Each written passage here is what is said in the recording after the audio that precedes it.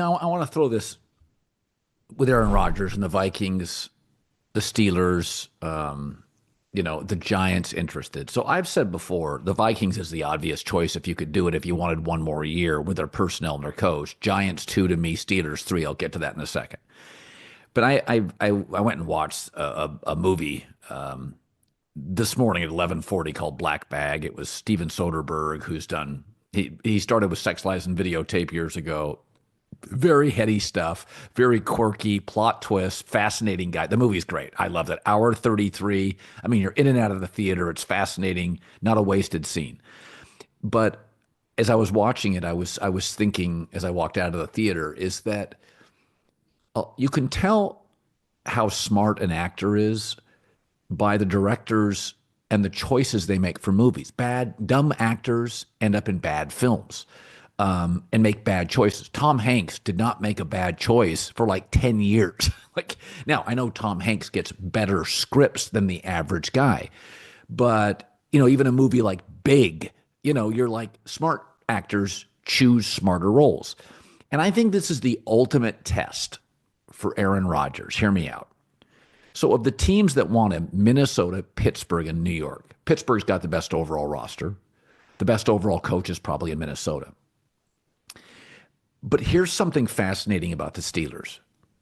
So in 5 of the last 7 years, I think we both agree, they draft and develop well. They got dudes. This is a real roster. 5 of the last 7 years, they've had at least a 3-game losing streak at minimum at the end of the year. And my belief is as the league has gotten offensively smarter and the culture has changed and defenses are limited,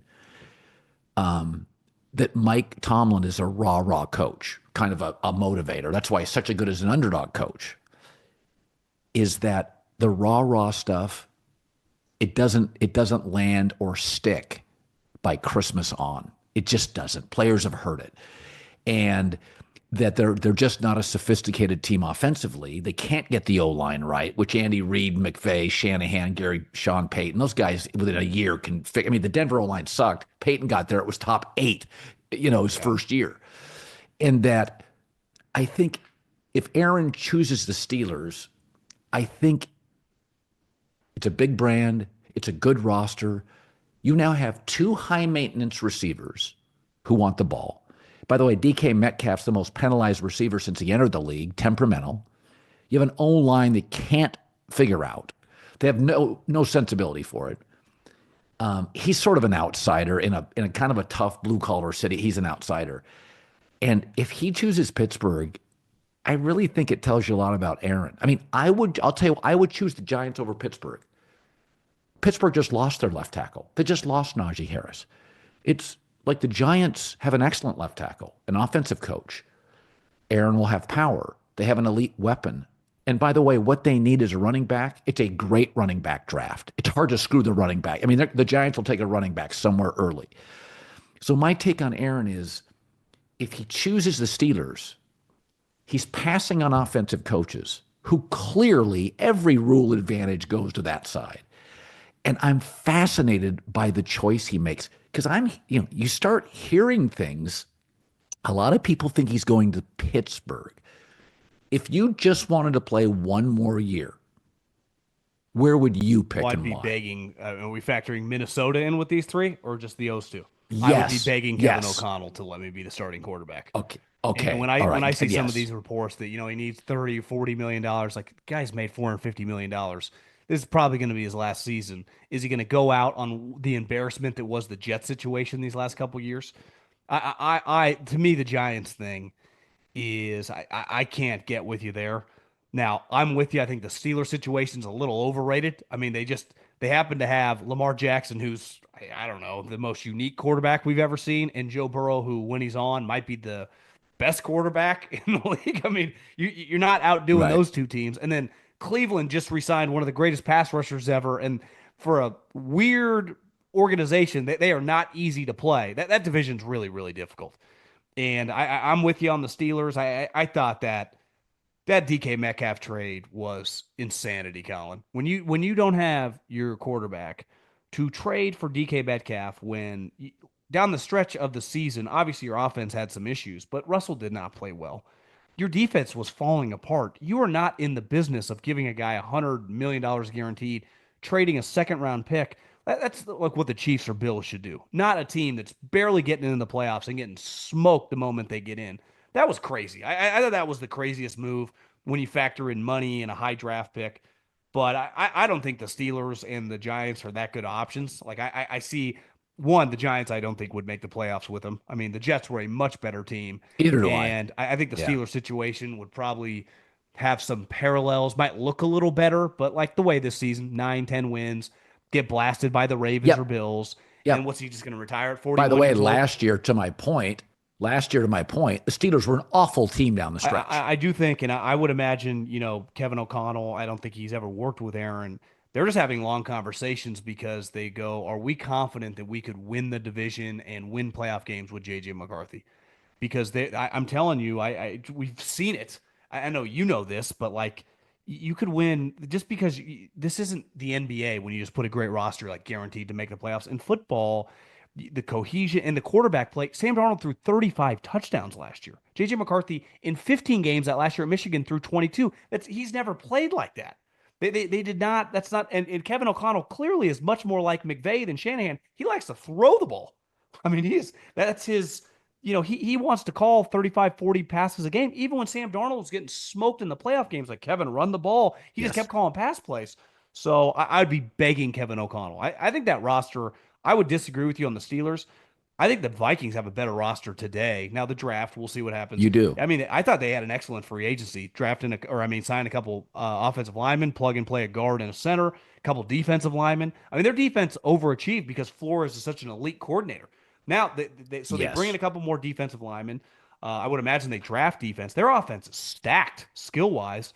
So it'd be a little weird, right? If Aaron's career literally paralleled the guy that always drove him nuts, Favre, of going to the Jets, then the Vikings, and the Vikings. Yeah. But that division, I think the one thing right now on paper, wouldn't you say the NFC North is the best division in all of football, with the Bears looking vastly improved? Sorry to interrupt this great video, but please remember to like and subscribe. Thank you. Now back to the video. Well, I think it's the best division in terms of personnel. I think the AFC West is the best division in terms of coaching with Peyton, Pete, Andy, and Harbaugh. So those are the two best divisions, and I don't think it's a coincidence. Well, I just the South is such a huge college football region that both the NFC and the AFC South aren't very good. I've always surmised that college football is so big in that part of the country that you don't face the same level of pressure that you do on northern teams like New England, Boston media, Philly media, Baltimore media. You know what I mean? Like cold weather, Pittsburgh. They don't care about college football. They live for the NFL. These NFC, AFC South teams, you're like, we'll keep Todd Bowles again. If he coaches the Eagles, he'd be gone tomorrow. 100%. You know what's funny is probably like a year ago, Maria has a close friend who's a really successful girl, UCLA grad, just crushes. She's like 30 years old. She's got multiple properties. And she was telling me this. She had this acronym. I forget exactly what it was, but it basically described high maintenance friends. And the moment you become a high maintenance friend in her life, she got too much going on. She got a young baby. She's out on you.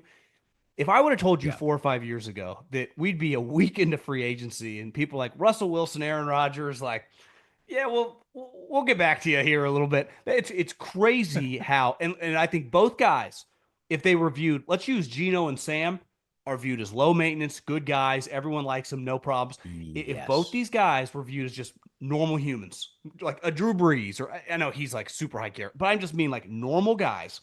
I think they both would have been signed. They would have had a bidding war for these guys because statistically they're still solid. They're clearly not as good as they once were. But it's like the first question, and I've been in these meetings, not necessarily with these individual players, but players like this. Like, do we want to deal with this? Like, do we want? And their Yes. stardom is now bigger than their talent. That it's like, is this high maintenance worth the headache enough? Look at Des Bryant, disappeared. Gone. OBJ, disappeared. Aaron Rodgers, Russell, not really interested. I think, and I'll throw this at you. I love the NBA, but there's some high maintenance, these guaranteed contracts. I think the NFL people, and I've had discussions with NFL people for my entire career, they often reference, dude, that's an NBA. That's an NBA idea. They make fun of the NBA and how much players and employees control the entire organization. Embiid, everybody's hostage to Embiid. And I mean, you've heard GMs reference this before. Like Aaron and Russell are getting into sort of like a little bit of NBA where you're like, this is a team sport. Like this is about the group and the community. Not, I mean, when Aaron said, there's that picture in Malibu where he's got the pods on, and I'm thinking every NFL GM is thinking, listen, just make an effing decision. Okay. Like you're not married. You don't have kids. You're not doing much. You're golfing and you're reading Greek mythology. Like that to me, I listen, I've talked to two GMs and they're like, I'm not interested in Aaron. And I'm like, yeah, but he's still pretty good. And they're like, I mean, Aaron Glenn basically just said, we're just no thank you. And Aaron was actually pretty good down the stretch. This isn't a shot at Aaron. It's what I'm hearing from executives in the league. It's like, no thanks. Well, I mean, look at the Titans. Their new GM is from the Chiefs, so he's spent his whole time around Andy, Veach, Mahomes, Alex. The guy kind of in this weird position who's like the president, but he's also kind of got a scouting background, is a Packer guy.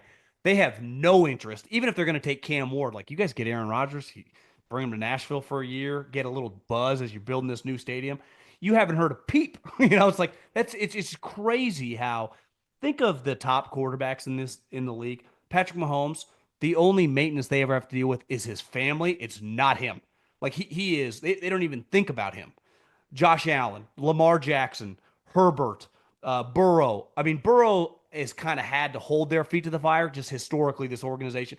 If you put Burrow in the Ravens or the Chiefs, he wouldn't be saying a peep. He's just scared that this owner is going to be cheap. Don't blame him.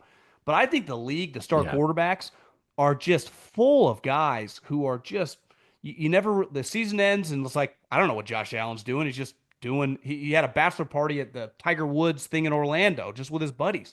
And I think Aaron Rodgers and Russell, they're different personalities, but I think they both check the same box of like I don't know if we have the energy and you're not good enough anymore for us to overlook that because if you put Aaron Rodgers on Minnesota, I could see it going well, but I can pretty also good see team. it getting weird. Like, are you sure that you're comfortable around with him, with JJ and that situation? But I do think they're thinking long and hard, but these guys don't really have options, so they can just kind of wait it out and keep talking through it.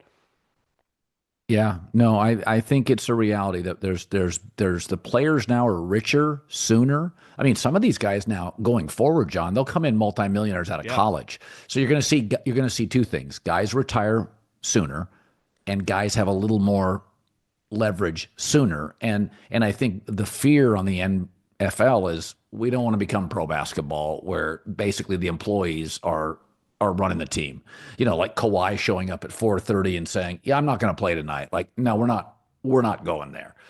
And I think where the NFL benefits, also, I do think it could get much weirder in the offseason with the holdouts and the hold-ins. Like that probably is we're at the beginning of that.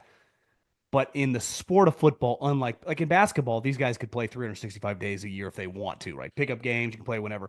In football, the only time you can actually play a game is in the confines of the 17 weeks. And that's the fun part. What did Ray Lewis say? You pay me Monday through Saturday, Sundays are for free. The games are really the fun part for the players. And that's the problem with the NBA. You turn on the TV, you never know who's going to play. Even in the NFL, a guy making $40-50 million, he's still going to want to play in the games.